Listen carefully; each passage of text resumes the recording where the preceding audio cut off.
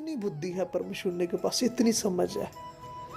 लेकिन उसके बाद जब ये भागते हुए नजर आए, इनके पास कोई उत्तर नहीं हुआ तथ्य का, तो इन्होंने ये कहते फिर रहे हैं कुछ भगत राकेश जी के, इनको पता है अब कोई जवाब तो है नहीं। अब ये कह रहे हैं कि परम शून्य तो समय था। मैंने पूछा कि समय के पास बुद्धि कैसे आ गई? समय के पास क्या परम शून्य ही? अगर समय को ही आपने परम शून्य कहा, आपसे गलती होगी कि आपने समय नहीं कहा, आपने समय को ही परम शून्य, और समय एक है आपके हिसाब से, काल एक है, समय एक है, परम शून्य ही। तो क्या आप मानते हो कि समय के पास मन भी होता है, बुद्धि भी होती है, समय के पास कर्तापन भी होता है, समय के पास सब कुछ होता है? पहली बात, समय के अंदर भाव कैसे आया? समय तो हम इसे कहते हैं जो बीत रहा है, और जब अकेला परमात्मा ही था तो समय कैसे खुद आ गया? और अगर परम शून्य भी प्रकट हुआ है तो लिप्त भी होगा। प्रकट होना और लिप्त होना दोनों समय के अंदर आ रहा है। उपजा है तो बिनस है, उपजा है तो बिनस है। अगर कोई चीज उपजी है तो बिनसेगी भी।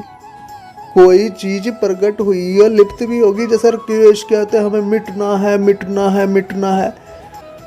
और मिटने का जो दूसरा पहलू बनना होता है, पहले तो बनने का बताओ कि आप बने कैसे? क्या परम शून्य ने आपको शक्ति से प्रकट किया? बनना मिटना, बनना मिटना, आप मिटते रहोगे वो बनाता रहेगा। बनना मिटना दोनों ही समय के अंतर्गत क्या? जब आपको अपना पता ही नहीं है, पहचान ही नहीं कि हम बने कैसे हैं, तो मिटोगे कैसे? मिट के क्या एक परम शून्य है जिसने आपको प्रकट कर दिया, खड़ा कर दिया आपको प्रकट करके, आपने थोड़ी किया है। और दूसरा, आप मिट भी जाओ तो कितने अपने आप के टुकड़े टुकड़े कर लोगे, मन के टुकड़े टुकड़े, मन मार दोगे, जो मर्जी कर लोगे, कितना कैसे मिट जाओगे? और आपको प्रकट 1 सेकंड में कर देगा। आपकी सारी उम्र लग जाएगी मन को मारने में, ठीक है, लेकिन वो 1 मिनट में बना रहा है परम शून्य। परम शून्य फिर कुछ भी कर सकता है।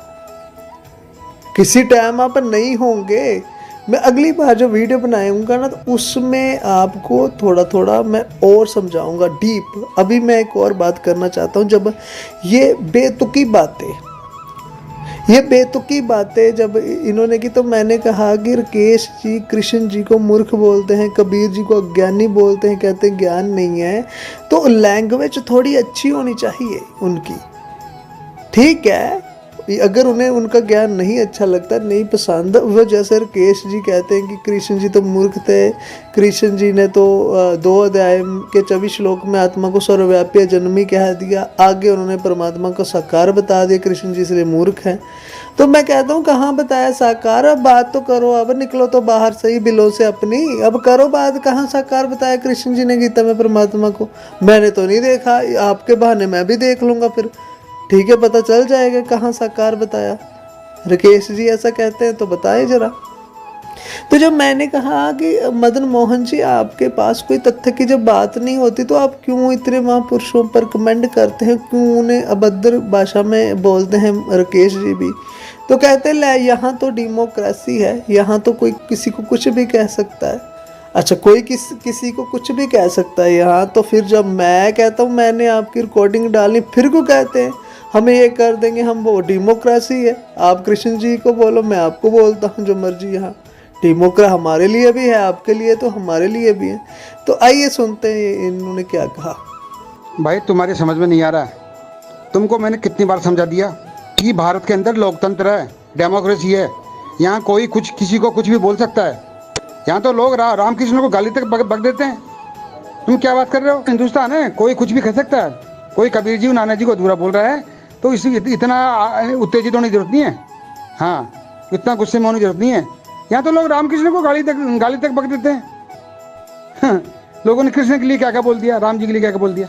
क्या बात कर रहे हो तुम? तो दोस्तों, आपने सुना मदन मोहन जी कह रहे हैं कि यहाँ लोग बहुत कुछ कह देते हैं, यहाँ डेमोक्रेसी है।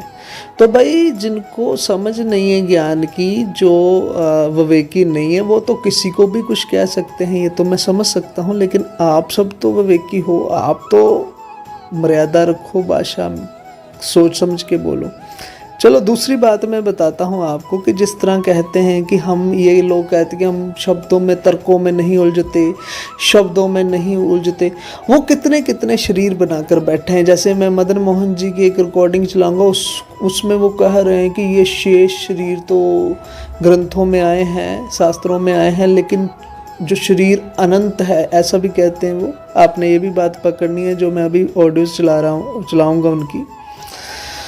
और दूसरी बात आपने इनकी पकड़नी है कि जैसे उसमें कहते हैं कि निज स्वरूप को हमने जानना है, पहले निज स्वरूप को जानना है, फिर निज स्वरूप के भी आगे बढ़ जाना है, तब मुक्ति हो। आइए पहले ऑडियो सुन लो, उसके बाद बात करेंगे। जिज्ञासु, शरीर क्षय नहीं है, शरीर अनंत है।